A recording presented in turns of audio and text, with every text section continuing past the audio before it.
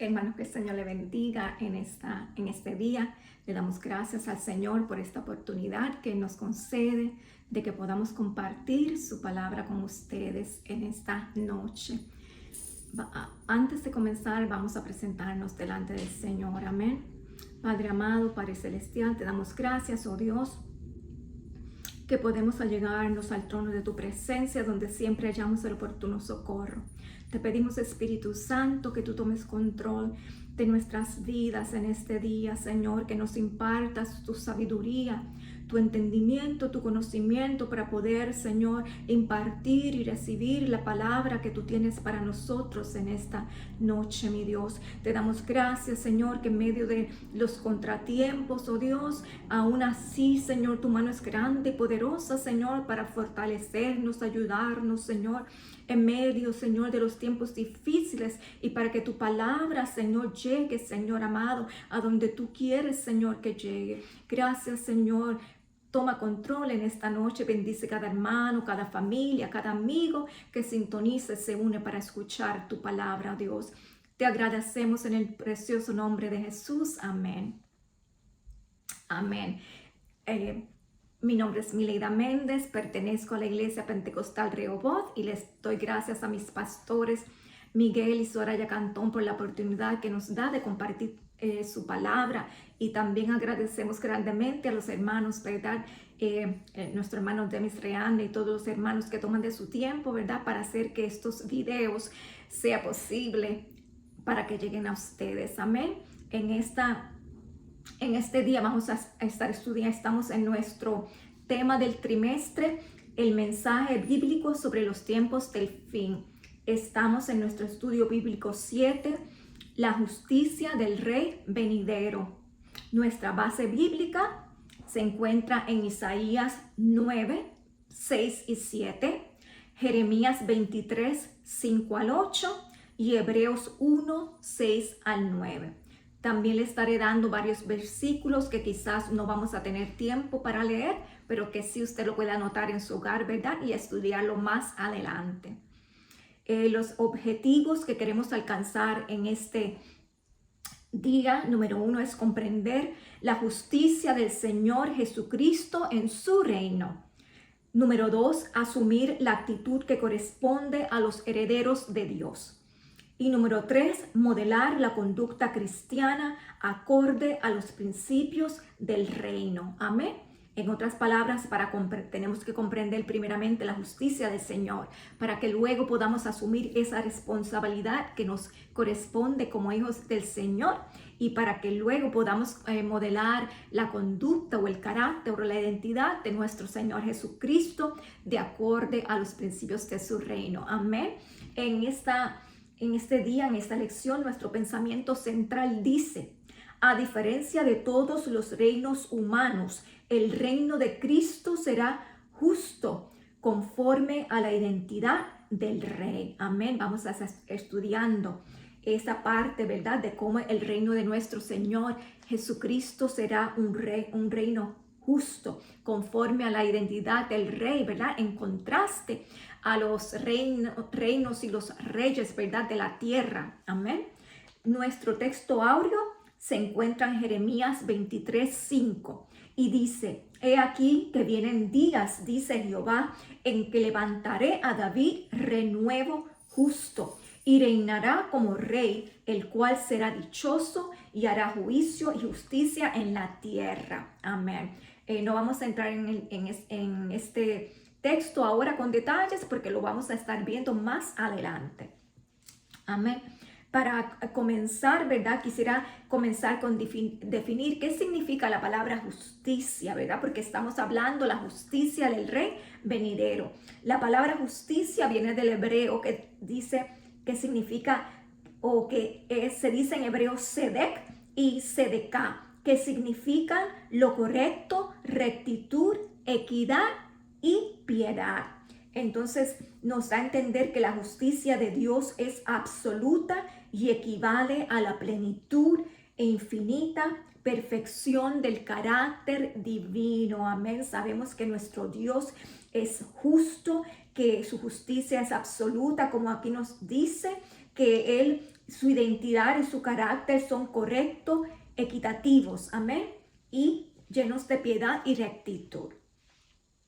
Para comenzar, vamos a ir en este día nos proponemos, ¿verdad?, a conocer la enseñanza que queremos conocer, es que no debemos desesperarnos cuando la injusticia humana nos afrenta, sino esperar la recompensa que tendremos en el reino justo de nuestro Salvador, ¿verdad? Sabemos que en el mundo los reyes y los gobernantes, ¿verdad?, prometen, ¿verdad?, pero sus valores no siempre se alinean, ¿verdad?, al carácter y a la palabra de Dios. Entonces, muchas veces hacen promesas que no pueden cumplir y nosotros nos sentimos, decepcionados, pero sabemos, ¿verdad?, que el reino de nuestro Señor no será así, que tenemos esperanza, ¿verdad?, porque esta vida es momentánea, es pasajero. Dice que no nos debemos desesperar cuando vemos las injusticias humanas, sino que sabemos que tendremos una recompensa en su reino venidero que será equitativo y justo. Amén.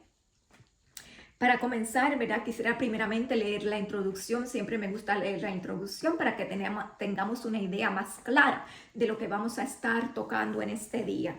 Y la introducción dice así: el mundo parece pedir con desesperación un gobierno que traiga paz entre las naciones.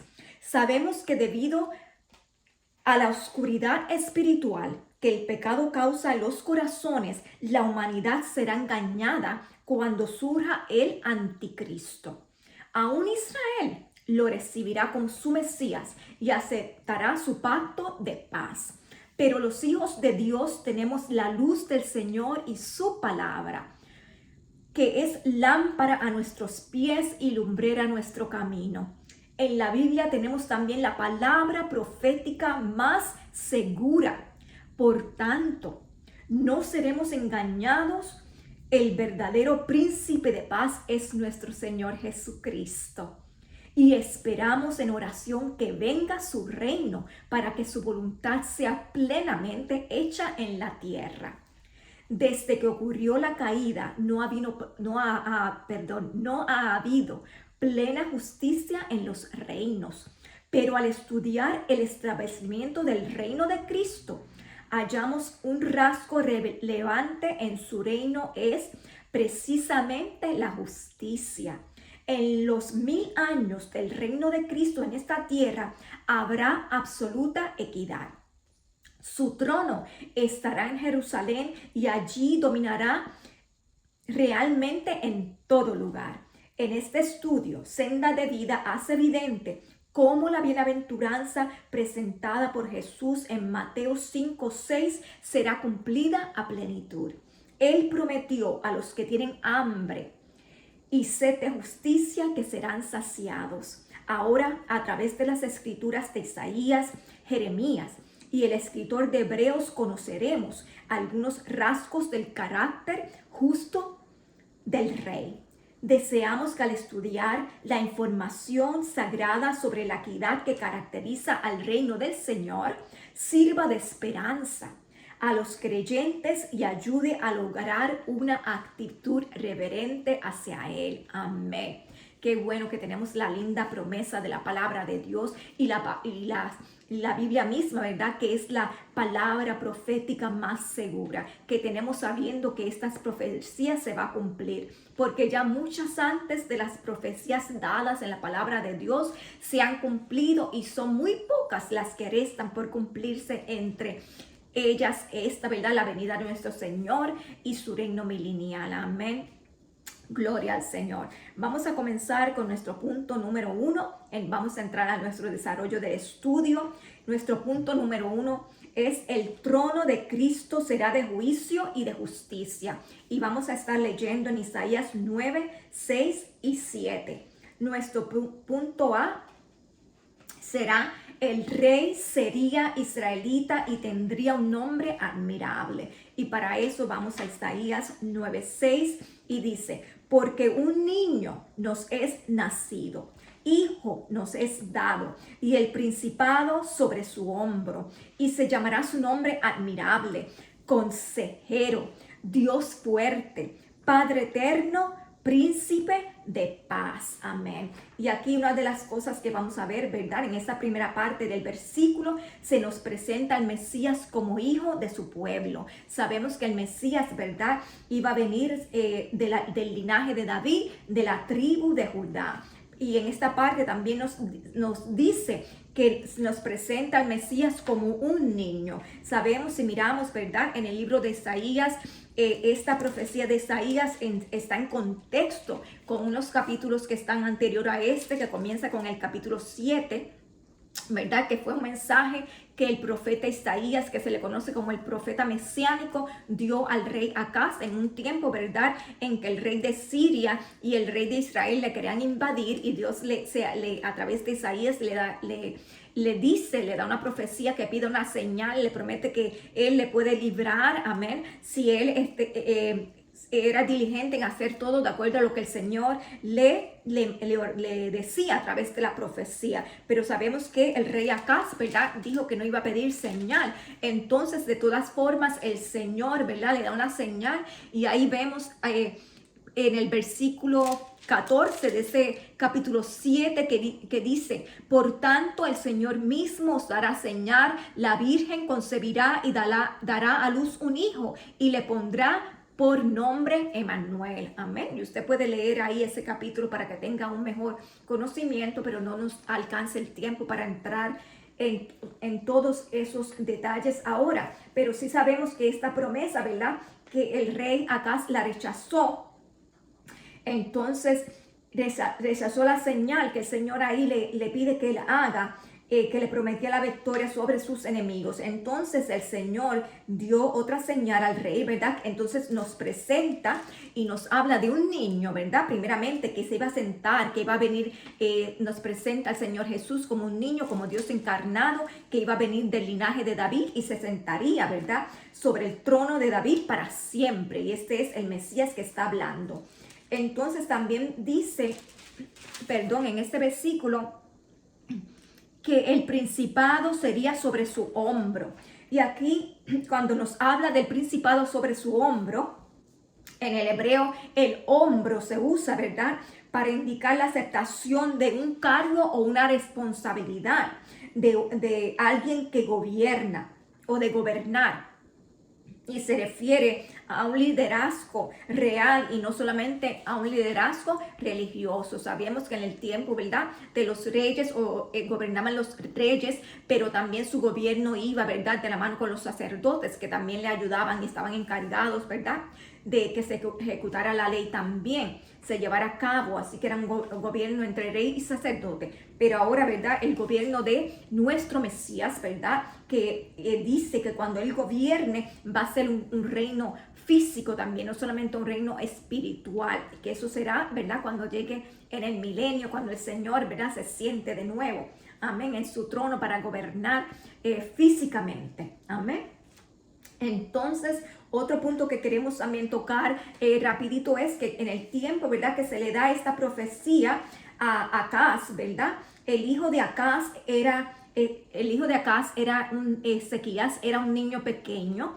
Entonces ahí vamos a ver, ¿verdad?, que aquí se mencionan unas cualidades que nos dice que y se llamará su nombre admirable, consejero, Dios fuerte, Padre eterno, príncipe de paz. Pero sabemos que estas cualidades de que aquí nos hablan no podían corresponder a Ezequías, el hijo del rey Acaz, que en ese momento era un niño, porque ciertamente estas cualidades son divinas, no son para seres humanos. Amén.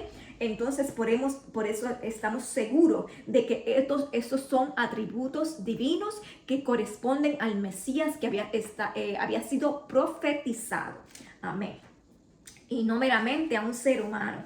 El primer título dado al Mesías, vamos a entrar ahora a los títulos aquí que nos dice, es admirable, ¿verdad? Y sabemos que este mismo nombre, ¿verdad?, se usó en el libro de los jueces cuando el ángel de Jehová se le presentó a Manoa para decirle que iba a tener un hijo, ¿verdad?, que era Sansón, y se presentó a él diciendo que era admirable. Con este mismo nombre se presentó el ángel de Jehová. Y yo rapidito lo voy a leer. Eso se encuentra en Jueces 13, 18. Y dice: y voy a leer desde el 17. Entonces preguntó Manoa al ángel de Jehová: ¿cuál es tu nombre? ¿Para cuándo se cumpla tu palabra te honremos? El ángel de Jehová respondió: ¿por qué preguntas por mi nombre? Que es un nombre admirable. Amén. Y ahí no vamos a entrar en toda la historia.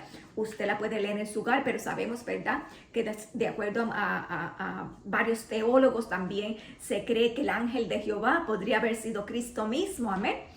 No vamos a entrar en todos los detalles, pero ahí tiene ese ejemplo, ¿verdad? Que le conoce también, dice que es un hombre admirable, el mismo título que se le da ahora, ¿verdad?, al Mesías.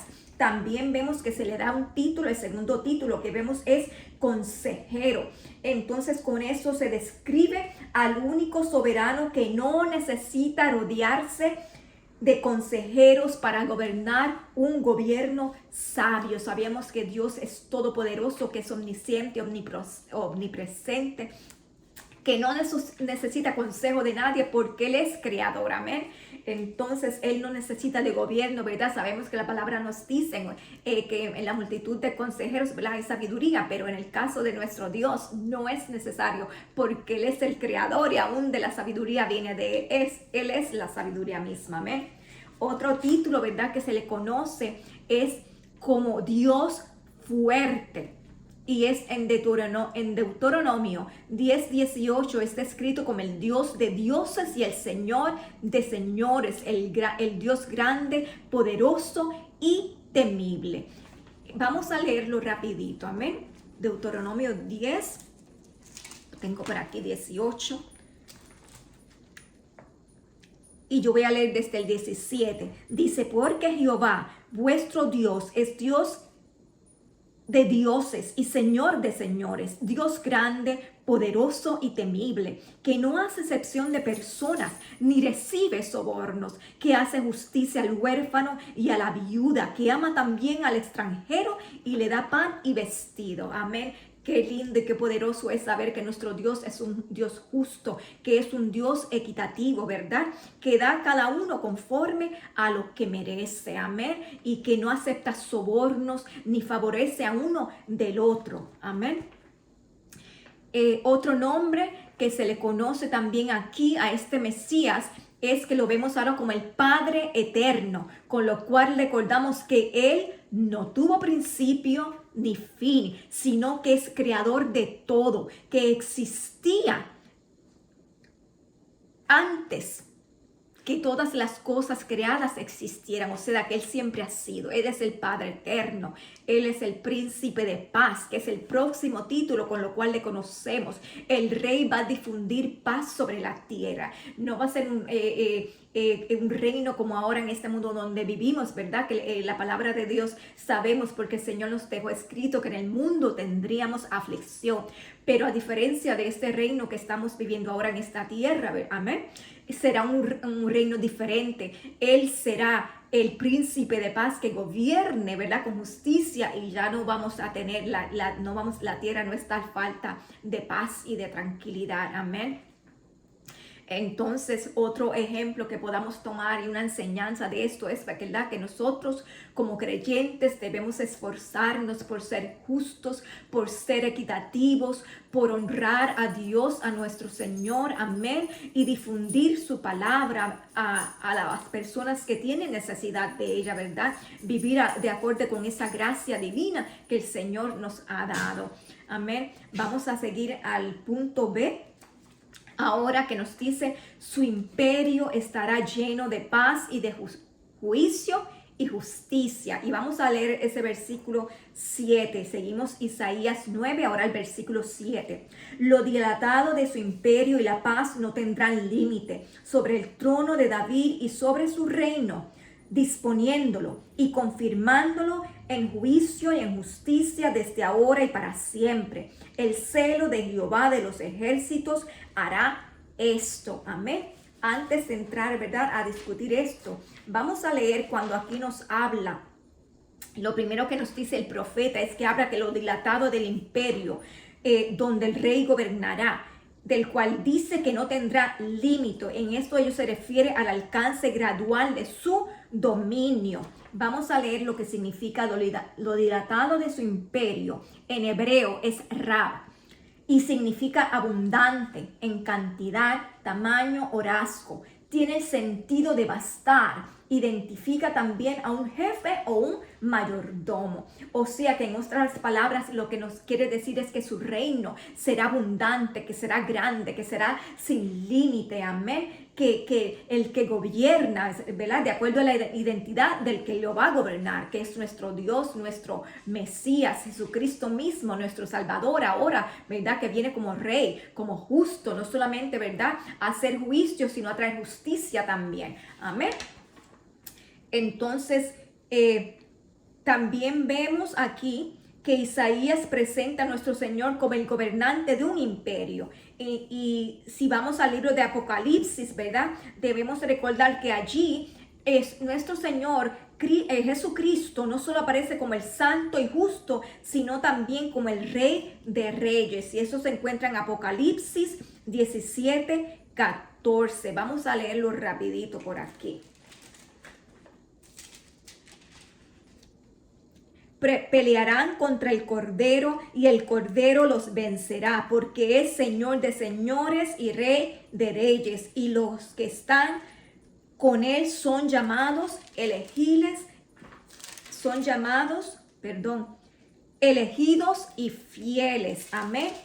Para comprender mejor esta verdad, tenemos que recordar cómo el reino de Roboam se partió en dos a causa del pecado reinante en sus días. Ok, esto lo voy a tocar rapidito porque si no me equivoco, ¿verdad? La lección que viene va a tratar un poco sobre esto. Pero sabemos que a partir, ¿verdad? Del reinado de Salomón en las últimas partes de su reino no siempre fue fiel a Dios. Y él se fue tras dioses e hizo altares. Y a causa de su pecado, Dios no dividió el reino en el tiempo de Salomón por la promesa que había hecho a su padre David, pero sí a partir de él, después que él muere, el rey y su hijo, ¿verdad? Roboam toma posesión del reino. El reino es dividido entre Jeroboam y Roboam, el hijo de Salomón. Entonces Jeroboam vino a ser rey del reino del norte, que era Israel, y estaba compuesto de 10 tribus, y Roboam vino a ser rey de Judá, que estaba compuesto por la tribu de Judá y Benjamín, ¿verdad? Sabemos que dentro de Benjamín, Manasés, amén. Pero esa fue la situación que no vamos a entrar en detalle. A causa de esta división, ¿verdad? A causa del pecado reinante fue que esto surgió. Pero ahora vemos que Isaías anuncia que la paz de igual manera se va a extender, ¿verdad? Cuando el rey vengan en el milenio, nuestro Señor, amén, a reinar. Entonces ya no será un reino dividido, sino que la paz vendrá por todas partes. Sabemos que estos israelitas, ¿verdad? El reino norte de Israel fueron dispersados a través de las naciones, amén.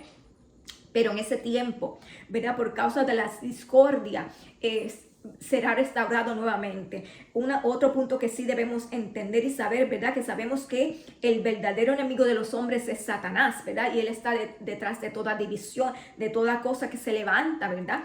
Pero en Apocalipsis 20, del 1 al 3, nos dice que en el tiempo en que el Señor reine del milenio, Satanás o serpiente antigua, ¿verdad? Será atado y enviado a los abismos para que no haga daño ni engañe. Eso se encuentra en Apocalipsis 20, del 1 al 3. Y lo voy a tocar rapidito también. Y dice: vi un ángel que descendía del cielo con la llave del abismo y una gran cadena en la mano. Prendió al dragón, la serpiente antigua, que es diablo y Satanás, y lo ató por 1000 años. Lo arrojó al abismo, lo encerró y puso un sello sobre él, para que no engañara más a las naciones hasta que fueran cumplidos 1000 años, amén. Así que esta serpiente antigua, Satanás, fue atado para que no haga daño, amén, y para que el Señor pueda reinar con justicia, justo juicio, y haya paz en la tierra por ese tiempo, amén. ¿Cómo esperamos sus promesas? Y otro punto que vemos aquí, ¿verdad? Dice que el Mesías es Padre eterno y a la vez es el Hijo de David, conforme a la promesa que Dios hizo, que desafortunadamente los judíos, los hebreos, los israelitas, ¿verdad? Cuando el Señor caminaba en la tierra, no pudieron comprender porque ellos esperaban que el reino, ¿verdad? Fuera restaurado en ese tiempo, pero no entendieron, ¿verdad? Porque de acuerdo a las promesas, ellos esperaban que el reino fuera restaurado en ese tiempo, el reino físico, y no fue así, no comprendieron que el Señor venía a reinar, ¿verdad? En nuestro corazón, en nuestras vidas, y que no era todavía el tiempo de que Él reinara sobre la tierra. Entonces ellos no pudieron comprender esto. Pero sabemos que una vez que el Señor venga nuevamente, todas las cosas serán restauradas de acuerdo a las glorias por los siglos de los siglos, que fue perdida en el trono de David. Amén. Pero qué bueno saber que Él hará todo pleno de nuevo. Vamos ahora al punto 2. Y dice, el rey será conocido como la justicia de su pueblo. Y esto lo vemos en Jeremías 23, 5 al 8. Y el punto A nos dice, el reino tendrá un ambiente de salvación y confianza. Vamos ahora al libro de Jeremías capítulo 23 y vamos a leer el versículo 5 y 6.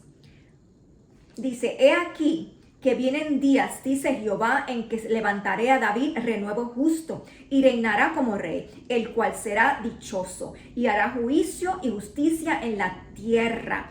En sus días será salvo Judá e Israel habitará confiado, y este será su nombre con el cual le llamarán Jehová, justicia nuestra. Para entender un poquito mejor, ¿verdad? Lo que nos está tratando de decir ahí, vamos a ver, ¿verdad? Lo que significa esa palabra renuevo, ¿verdad? De acuerdo a las escrituras. Dice que la palabra renuevo viene del hebreo semak, de una raíz que significa brotar, crecer, florecer. Describe el fruto y la hierba lozana. También significa verdor. Amén. En otras palabras, ¿verdad? Lo que estamos viendo aquí es que el profeta de Jeremías fue muy vasto en mostrarnos la grandeza de la salvación que Dios nos ha dado.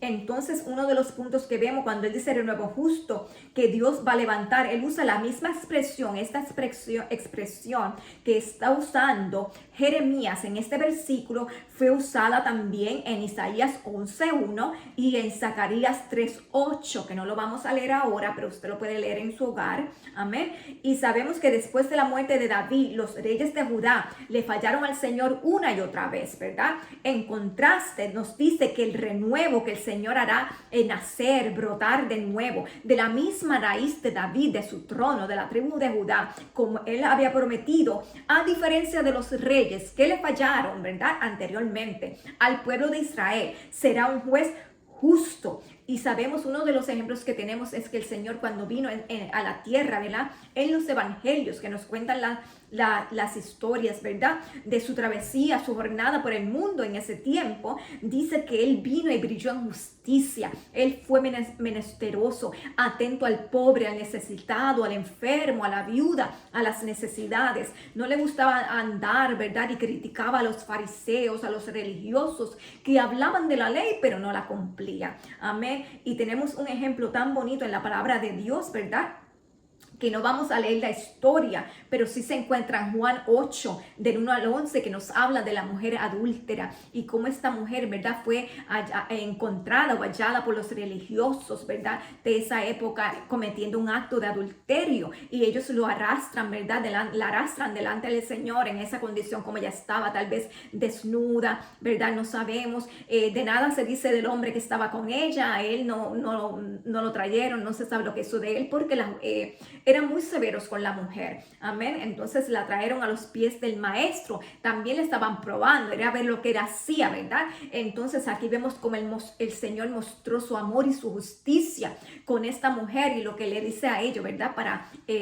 parafrasear y resumir la historia, le dice: el que esté libre de pecado, que tire la primera piedra. Entonces sabemos en la historia que ninguno de ellos, ¿verdad?, se atrevió a lanzar la piedra contra aquella mujer que habían tirado allí, ¿verdad?, frente al Señor, porque todos ellos sabían que ellos estaban cometiendo pecados y que lo único que no habían sido descubiertos. Entonces todos se van, ¿verdad?, y la dejan sola con el Señor, y el Señor le dice: mujer, ¿dónde están los que te acusan? Y ella dijo: ninguno ha quedado, Señor. Y él le dice: pues yo tampoco te condeno, vete y no peques más, ¿verdad? Y en esa historia tan preciosa vemos cómo brilla, ¿verdad?, la justicia del Señor. Y así a nosotros también es un ejemplo, ¿verdad?, para nosotros también de imitar el carácter de nuestro Dios, de ser justos en nuestros juicios y no juzgar, ¿verdad?, como aquellos líderes religiosos, sino amar y dejarse, ¿verdad?, que el Espíritu Santo, que sea Dios quien obre los corazones. Y nosotros solo nos resta, ¿verdad?, compartir esta preciosa semilla de la palabra de Dios, dejando que el Espíritu Santo haga su obra en los corazones. Amén. El versículo 6 aquí también promete salvación para Judá y habitación de confianza para todo Israel. O sea que dice que en aquel tiempo, cuando reine el Mesías, ¿verdad?, no habrá el peligro que había para ellos, ¿verdad?, en los tiempos en que reinaban los reyes de la tierra, que Dios quitará la afrenta, ¿verdad?, que ha caído sobre ellos, porque sabemos que ellos pecaban y ellos pasaban por diferentes situaciones a causa de haberse apartado de Dios, ¿verdad?, y que Dios los dejaba a ellos a las consecuencias de sus pecados, porque ellos no se retornaban y arrepentían. Entonces, pero aún así sabemos que los reyes alrededor se ensañaban de esta situación de ellos, y ellos sufrieron muchas afrentas. Pero el Señor dice que durante su reino que ha de venir, todo será diferente. Amén. Él instruirá en justicia. Amén. Y por eso nos amonesta a que caminemos en caminos agradables delante de Él, para que no pasemos por estas situaciones cuando nos alejamos de su voluntad. En la última parte del versículo 6, el profeta anuncia que el nombre por el cual será conocido el rey en esos días es Jehová, justicia nuestra. ¿Y qué significa Jehová, justicia nuestra? La expresión es conocida en hebreo como Jehová Siddiqenu, Jehová Siddiqenu, de una raíz que significa autoexistente o eterno. Y sabemos que el Señor Jehová, justicia nuestra, como dijimos anteriormente, siempre ha sido, siempre es, siempre será, porque Él es eterno y Él es la justicia misma. Amén. Entonces aquí se nos dice, ¿verdad?, que el Señor Jesús, cuando venga nuevamente, ¿verdad?, será conocido como justicia de Dios, y eso lo vamos a encontrar ahora en Cristo Jesús, de acuerdo a Romanos 3, 21 al 22, que no voy a leer en este momento, amén, porque el tiempo avanza, amén, pero sí nos amonesta la palabra de Dios que perseveremos en esa justicia y en la gratitud a nuestro Dios, amén. Por habernos salvado gratuitamente, sabemos que nada es por obra. Nosotros no podemos hacer nada para ganarnos más el afecto, ¿verdad?, y la justicia de Dios. Él no nos da nada más y nada menos, y no tiene hijos preferidos, como dijimos anteriormente, amén, sino que nos trata así, con esa justicia. Y gracias por la salvación le damos a Dios, que es un regalo inmerecido, amén.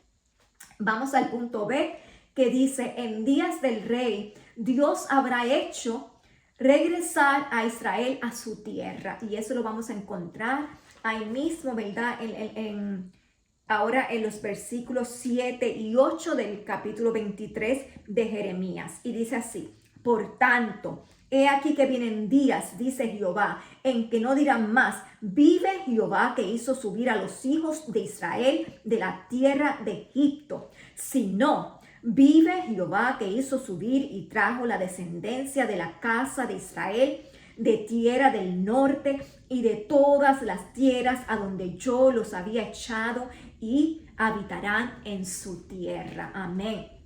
Y aquí en este versículo, ¿verdad?, nos dice que debido al atributo de justicia del rey venidero, su poder, ¿verdad?, su poder hará regresar a los judíos esparcidos, ¿verdad? De nuevo, ¿verdad?, volvemos al punto que hablamos, ¿verdad? De cómo con las tribus se dividieron entre el reino del norte, el reino del sur, amén, y fueron todas conquistadas, el reino del norte, Israel, las 12 tribus conquistadas por los asirios y esparcidos, ¿verdad? Por toda la tierra. Sabemos que la tribu de Judá fue llevada cautiva a Babilonia, ¿verdad? También muchos murieron, unos fueron cautivos y llevados, otros regresaron, amén, pero todos dispersados y no todos se quedaron en un mismo lugar. Pero dice que la justicia del rey en su reino venidero hará que todos regresen. Y lo grande y poderoso es que cuando nosotros escudriñamos estos versículos, ¿verdad? Vemos que el profeta Jeremías compara el éxodo de los hijos de Israel de Egipto con su retorno del exilio. Aquí primero hace una comparación, ¿verdad? De cuando los hebreos fueron, ¿verdad? Sabemos que ellos fueron a Egipto, ¿verdad? En el tiempo que leemos en la escritura, en el libro de Éxodo, fueron a Egipto, pero después de muchos años fueron llevados cautivos y Dios usó a Moisés, ¿verdad? Para traerle liberación como un caudillo a ellos. Entonces fue grande, muy grande su exilio, ¿verdad? Que pudieron regresar a conquistar la tierra de Canaán y sabemos todo lo que sucedió, pero luego sabemos que con el pasar de los años ellos desobedecieron nuevamente a Dios y esta vez Dios habla a través del profeta Jeremías que iban a ser llevados cautivos también a Babilonia, ¿verdad? Los del reino de Judá, amén. Y fueron esparcidos también y otros, ¿verdad? Murieron. Que no tenemos tiempo para entrar en tanto detalle, pero como le dije anteriormente, la lección de la semana que viene tratará un poquito más con eso, pero lo que sí sabemos es que Dios es tan grande, tan poderoso, que a partir de mayo 14 del 1948, Israel volvió a hacerse un estado independiente y todos los judíos que estaban esparcidos por el mundo comenzaron a regresar a su tierra. También sabemos que recientemente, ¿verdad? Jerusalén también volvió a ser declarada la capital de Israel, amén. O sea que ya desde ahora estamos viendo cómo Dios está obrando para regresar a su pueblo, a Israel, aún antes, ¿verdad?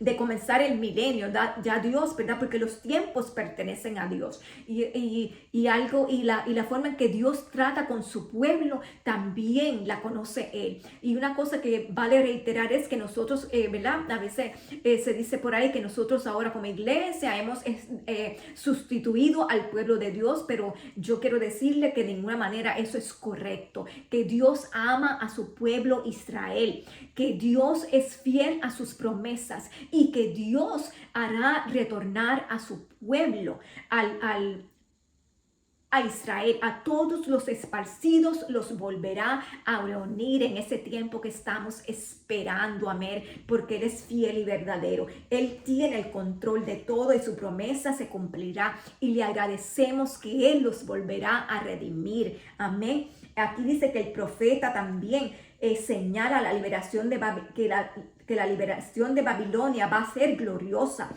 y se tomará como un punto de referencia respecto a la identidad de la nación. O sea, que el milagro del retorno del exilio será mayor que el del éxodo, amén, cuando salieron del desierto. Entonces, imagínense ustedes ahora que cuando el Señor los haga retornar, ¿verdad? Dice que no solo va a retornar Judá, sino que va a retornar Israel.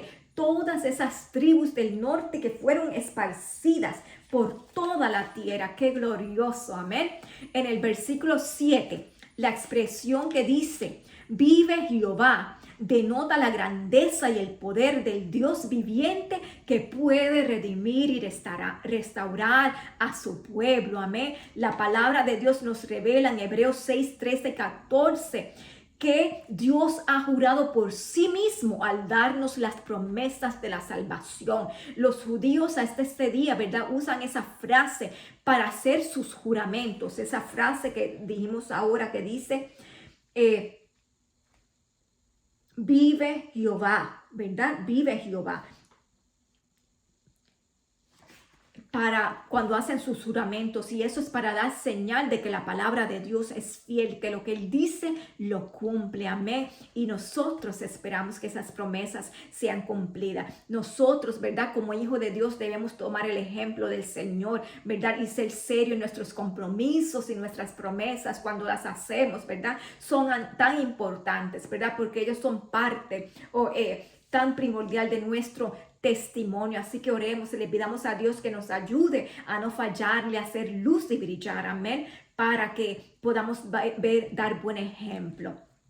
Al final del versículo 8, el Señor promete que Israel habitará en su tierra, amén. Entonces eso nos dice que cada hijo de Dios, como hijos de Dios, debemos estar plenamente convencidos que es por el Señor y no por nosotros que hemos sido salvos. Por tanto, tenemos que tener esa gratitud en nuestro corazón, ¿verdad? Y consagrarnos cada día más a Él, para que así, ¿verdad?, su reino venga pronto, las almas puedan ser añadidas, ¿verdad?, y se cumpla, amén, lo que ya Él ha establecido en sus profecías, en su palabra. Vamos a continuar ahora, ¿verdad? Amén. Con el punto número 3, y que nos dice: el reino de Cristo será eterno y saturado de equidad y pureza. Vamos a leer ahora en los versículos en el libro de Hebreos, esta vez, capítulo 1, 6 al 9. Y dice así, estamos en el punto A: el divino rey es mayor que los ángeles y debe ser adorados por ellos. Amén. Vamos a leer versículos 6 y 7. Y dice: y otra vez, cuando introduce al primogénito en el mundo, dice: adórenle todos los ángeles de Dios. Ciertamente de los ángeles dice: el que hace a sus ángeles espíritus y a sus ministros llama de fuego. Amén. Para poder entender un poquito mejor, ¿verdad? Aquí nos dice que miramos cómo lo dicho por Isaías y Jeremías tocante a la justicia del rey Mesías. Pero Hebreos lo corrobora y aclara en forma muy específica. En el versículo 6 nos recuerda que el rey venidero no es una criatura angelical, sino mucho superior a los ángeles. Amén. Vamos a ver aquí, ¿verdad? Dice que esto por tanto, se le ordena a todas esas criaturas que lo adoren. Y esto lo vemos en el Salmo 97, 7, donde se dice también, ¿verdad?, que todos los que adoran imágenes, ¿verdad?, van a tener que postrarse delante del Señor. Y eso también lo vimos en el libro Apocalipsis, ¿verdad?, que nos dice que toda rodilla se doblará ante el Rey de Reyes y Señor de Señores, y le tendrán que adorar. Inclusive habla de los judíos en ese tiempo que dicen mirarán, ¿verdad? Se creen que ellos mirarán al que traspasaron, ¿verdad? Y se lamentarán, porque ellos, cuando el Señor vino y fue crucificado, aún ellos rehusaban aceptarle, amén. Pero en ese tiempo tendrán que reconocerle que Él sí es Rey y Mesías y Salvador, amén, de acuerdo a la promesa hecha a David, que vendría de su linaje, de la tribu de Judá, y se sentaría en el trono de David, amén. En el versículo, vamos a leer primero donde dice aquí, quiero leer primero ese significado de esa palabra primogénito. Vayamos un momentito ahí y le voy a leer. Dice: primogénito. En relación a Cristo, el término viene del griego prototokos, de una raíz que significa el primero en tiempo, lugar, orden e importancia. Identifica un noble e influyente. Amén. Aquí reitera que Él es primogénito, pero cuando dice primogénito en el mundo es que Él era antes de los ángeles, ¿verdad? Y dice que los ángeles le tienen que adorar porque Él es el Hijo de Dios. David dice, habla del Mesías como excelso sobre toda la tierra y muy exaltado sobre todos los dioses paganos y sobre todo. Entonces dice que en este contexto revela que no solo los ángeles, sino todos los confines de la tierra se postrarán delante de Él, como dijimos anteriormente. Él versículo 7 de Hebreos, acentúa la naturaleza de los ángeles para ayudarnos a comprender la superioridad del Hijo sobre ellos. Entonces aquí está citando en este versículo el Salmo 104:4, y al él citarlo dice, hace una semejanza entre los ángeles y el viento, a quienes también compara con llamas de fuego, ¿verdad? Entonces aquí nos deja saber, o nos intenta dejar saber, que los ángeles son criaturas que, aunque son invisibles a nuestros ojos, ejecutan velozmente las ordenanzas que Dios le da, ¿verdad? Sabemos que ellos también están aquí, ¿verdad? Para el servicio de la humanidad, de los hijos de Dios, amén. Y que aunque ellos, ¿verdad?, ejecutan la voz de Dios y de acuerdo al mandato que Dios le da, están aquí para servirnos y ayudarnos también. No adoramos los ángeles porque son criaturas creadas y solo adoramos a nuestro Dios. Y aún los ángeles tendrán que postrarse delante de Él y se postran y le rinden honor. Amén. Porque Cristo, ¿verdad?, como hijo de Dios, le rendimos tributo a Cristo, ¿verdad? Porque Él es la cabeza de todo principado y de toda potestad, como nos enseña Colosenses 2:10. Amén. Entramos ahora al punto B, que nos dice, el rey tendrá una unción especial en vista de su justicia. Vamos ahí a los versículos 8 y 9 del libro de Hebreos. Seguimos ahí, capítulo 1. Y dice, más del Hijo dice, tu trono, oh Dios, por el siglo del siglo, cetro de equidad es el cetro de tu reino. Has amado la justicia y aborrecido la maldad, por lo cual te ungió Dios, el Dios tuyo, con óleo de alegría más que a tus compañeros. Amén. Entonces, aquí dice, ¿verdad?, que aprendemos más sobre la deidad del Hijo de Dios y la unción que Dios le ha dado a causa de la justicia. Nos dice aquí en los versículos 8 y 9 que son una clara referencia al Salmo 45, ¿verdad? Sabemos que el Salmo 45 dice que probablemente fue escrito por el rey Salomón. Pero sin embargo, sabemos que los atributos y el carácter sublime que se expresa, ¿verdad?, en este salmo, que se citan aquí en estas mismas expresiones, no pueden pertenecer al rey Salomón, sino que es un salmo profético que se está dirigiendo al Mesías que iba a venir. Amén. Y aquí nos habla, ¿verdad?, del cetro, de su cetro de equidad, ¿verdad? Sabemos que cuando el Señor mismo dice que esta carta de los Hebreos, ¿verdad?, donde se está citando este Salmo 45, fue dirigida al pueblo judío porque ellos no habían creído. Y esta carta fue escrita especialmente para esta audiencia.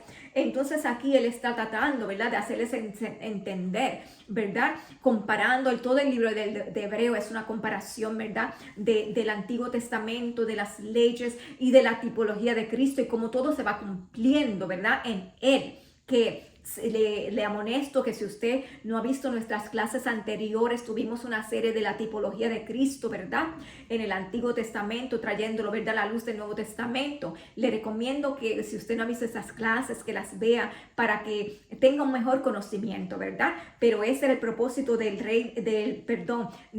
escritor de los Hebreos, ¿verdad?, que los judíos que no habían aceptaran y comprendieran que Jesús era el Mesías. Entonces él recordaba cómo todo testificaba acerca del Hijo de Dios y del trono y de este rey que iba a venir. Entonces menciona que dice, su cetro era de equidad y ejercería justicia con toda rectitud. Y el propósito era mostrar lo superlativo de Cristo ante los ángeles de Dios, ¿verdad? Porque no es lo mismo ser un mensajero de Dios que ser Dios mismo. Y Cristo era Dios mismo, ¿verdad?, sentado ahí en su trono. En el versículo 8 se vuelve a anunciar el carácter eterno del reino del Mesías. Jesucristo, el Mesías, ¿verdad? Porque eso es lo que significa el Cristo, el Mesías, ¿verdad? Había venido con ese propósito, ¿verdad? Y tenía todas las credenciales necesarias para gobernar. Desde que Él vino y se encarnó en el mundo, sabemos como el Señor, ¿verdad? Varias veces confirmó que era su Hijo en el monte de la transfiguración, en su bautismo tantas veces, ¿verdad? Ellos les dio testimonio de que era su Hijo, amén. Pero aún así muchos de ellos no habían creído, pero aún así ahora finalmente, ¿verdad? Dice que vamos al versículo 9, dice: has amado la justicia y aborrecido la maldad, por lo cual te ungió Dios, el Dios tuyo, con óleo de alegría más que a tus compañeros. Y de nuevo, ¿verdad? Dice que aunque Salomón fue elegido en preferencia a sus hermanos, ¿verdad? Para ser rey, sin duda este texto no se refiere a Salomón, sino se refiere a Cristo mismo como el primogénito entre muchos hermanos, como nos dice Romanos 8:29. Dice que la unción ya estaba sobre el Hijo, ¿verdad? Para que Él pudiera reinar, ¿verdad? Y tomar, como dice aquí, el imperio, ¿verdad? Dice que el principado sobre su hombro. Nos dice también, ¿verdad? Que Él fue ungido con este propósito, y eso lo vemos también en Lucas 2:26, amén, que no lo vamos a leer en este momento. Pero sabemos que Cristo tenía todas las condiciones, toda la plenitud, toda la unción, ¿verdad? Para gobernar en todo el sentido de la palabra, cuando vino como Dios encarnado, ¿verdad? Pero luego resucitó, está a la diestra del Padre, intercediendo por nosotros y esperando ese momento, ¿verdad? De su venida, que es cuando el Padre, ¿verdad? Así Él quiera, ¿verdad? Esperamos su promesa, que Él va a venir a reinar en su reino milenial. Amén. Y para concluir, ¿verdad? En este día, en esta clase, lo que tenemos que comprender es que la justicia y el juicio son el cimiento del trono del Señor, ¿verdad? Son parte de su carácter, de su identidad. Otro punto que debemos tener es que debemos de orar por la paz de Israel, amén, para que ellos aún en este tiempo comiencen a conocer al Señor, que el velo les sea quitado de sus ojos, que oremos por la paz no solamente de Israel, sino de las naciones también que le rodean, para que ellos también conozcan del Señor, amén, y que puedan ser restaurados. También dice que cada creyente debemos estar atentos a los acontecimientos que están ocurriendo en el Medio Oriente, especialmente en Israel, porque ellos son la señal, ¿verdad? Dejadas. Este pueblo es la señal dejada en estos tiempos para el cumplimiento de todas estas profecías, amén, que nos acercan cada día más a la venida del Señor. También nos dice que tenemos que tener en cuenta, aprendimos en esta lección, que los ángeles, ¿verdad?, son enviados de Dios para estar a nuestro servicio, pero también son criaturas creadas y no adoramos a los ángeles, sino solamente a nuestro Dios. Amén. Y para cerrar, ¿verdad?, aprendemos en este día, ¿verdad?, que nos conviene la santidad, seguir la santidad del Señor, seguir obrando, ¿verdad?, con equidad y con justicia en la medida que nosotros podamos, no juzgando a los demás, sino dejando el juicio a Dios, y solamente dando y sembrando esta semilla de su palabra, y dejando, como ya dijimos al principio, que el Espíritu Santo haga su obra en cada una como la hizo con nosotros. Amén. En esta noche o en la mañana o en la tarde, cuando usted escuche esta palabra, oramos y le pedimos al Señor que usted sea bendecido, amén, y sus familias, y que usted pueda recibir esta palabra, amén, y sea edificado, y nuevas esperanzas resurjan en su ser, sabiendo que esperamos un reino excelente que la justicia del Rey venidero vendrá y no tardará, amén. Y decimos: Maranata, ven pronto, Señor Jesús. Amén. Vamos a orar. Padre eterno, Padre amado, Dios poderoso y juez justo, te damos gracias en este día por esta oportunidad que hemos podido, Señor amado, compartir tu preciosa palabra, mi Dios. Yo te pido, Señor amado, que tú hablas el corazón de cada oyente, Padre, para que pueda recibirla. Te damos gracias que tu palabra siempre cumple el propósito por la cual tú la envías. Te damos gracias, Señor, que tu palabra, mi Dios, es la palabra profética más segura, y que tu palabra es fiel, y que tú eres el justo y el verdadero, y que se cumplirá como se han cumplido todas las demás profecías. Esperamos en ti, Señor, y mientras esperamos en ti, Señor, te pedimos que tu Santo Espíritu siga fluyendo con esa unción grande y poderosa, Señor, en nuestra vida, en nuestro ser, en nuestro corazón, que tú añadas a tu iglesia a los que han de ser salvos. Seguimos clamando, Señor, a ti, pidiendo por la paz del pueblo de Israel, por los países que le rodean, Señor, por nuestro país, por nuestros estados, por nuestras naciones, por nuestros gobiernos, Señor, para que se vuelvan a ti también, mi Dios. Y te damos gracias, Señor, que el control de todos los tiempos están en tus manos, Señor. Nada se mueve sin que tú lo permitas. Señor, ayúdanos a estar atentos a las señales, Señor. Ayúdanos, Padre Celestial, a estar atentos, Señor, con nuestros sentidos espirituales abiertos para recibir, Señor amado, de ti y entender los tiempos que estamos viviendo, mi Dios. Te damos gracias por tu bendición. Bendice a cada hogar, a cada familia. Llégate allí donde haya necesidad, sea financiera, sea de salud, Padre, sea de restauración, de renovación de la mente, del espíritu, de las emociones. Padre, sabiendo, Señor, enviamos tu palabra confiados, que, Señor, que tu palabra se cumple, y que mientras nuestros hermanos escuchan en este mensaje, ya tú te estás glorificando, te has glorificado de antemano. Gracias, mi Señor. Te damos en el precioso nombre de nuestro Señor, nuestro Jesucristo, nuestro Mesías, nuestro juez justo. Amén. Dios le bendiga, mis hermanos. Gracias por su atención en esta noche. Sean todos bendecidos. La paz de Dios sea con usted y con su familia. Amén.